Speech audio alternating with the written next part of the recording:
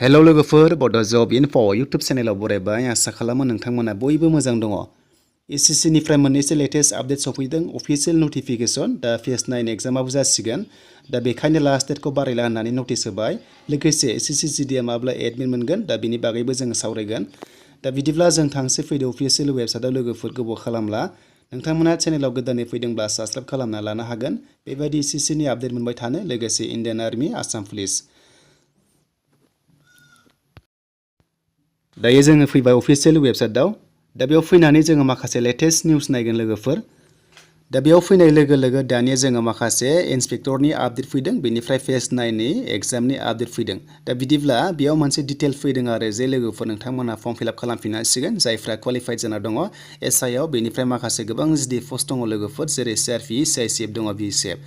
दा बे ग्रेजुवेट लेभेलनिमोन 2 अक्ट'बराव फैनाय आपडेटखौ जों बेयाव भिउ खालामसै नोंथांमोनाबो नायलांबाय थादो भिडिअखौ। दा बे नटिसखौ हरनाय जादों नोंथांमोना जायफ्रा क्वालिफाइड जाना दङ नोंथांमोनखौ आरोबाव फिन खनसेबा प्रिफारेन्सखौ होदों बेखायनो नोंनि नेम अफ दि केन्डिडेटआव नोंनि नामखौ होनांगोन बेनिफ्राय रल नाम्बारखौ होनांगोन आरो बेनिफ्राय पस्ट कड नोंथांमोना प्रिफारेन्स होफिननांगोन जायखौ नोंथांमोना सेलेक्ट खालामदोंमोन फिन खनसेबाव नोंथांमोना खालामनांगोन जायफ्रा नोंथांमोना चेन्ज खालामनो गोसो दङ। दा बिदिब्ला नोंथांमोना बेयाव होनानै फिलआप खालामनांगोन बेनिफ्राय नोंथांमोना बेखौ साबमिट खालामफिननांगोन लगइन खालामनानै गाव गावनि प्रफाइलाव थांनानै।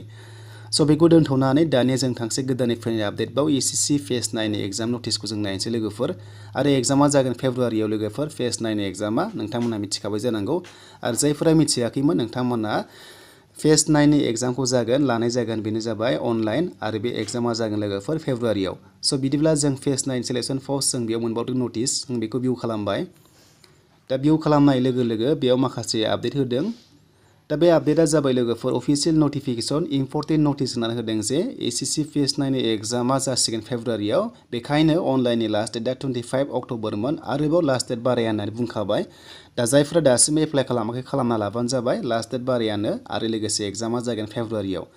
दा लोगोफोर लास्ट डेट बारायखाया एक्सटेनसन जाया होनना बेयाव नटिस होनाय जादों। दा बेखायनो जायफ्रा खालामाखै नोंथांमोना एप्लाइ खालामना लानो हासिगोन एसएससि फेज 9 एग्जामखौ आरो एप्लाइ खालामनाय प्रसेस नांगौबा नोंथांमोना डिसक्रिपसनाव मोनदों लिंक बेयाव थुना नायबानो जाबाय बोरै एप्लाइ खालामनो नुगोन। दानिया जों बेक थांनानै माखासे नटिस नायबावनोसै लोगोफोर आरो एसएससि जिडिनि एग्जामा जागोन लोगोफोर नभेम्बराव 16 निफ्राय स्टार्ट जागोन बेनिफ्राय डिसेम्बरसिम जागोन आरो बेनि एडमिट कार्ड नोंथांमोना इसु खालामनाय मोनगोन अक्ट'बर जोबनायथिं लास्ट उइकआव एबा नभेम्बर फार्स्ट उइकआव जों एसएससि जिडिनि एडमिट जोङो डाउनलड खालामनानै लानो हागोन।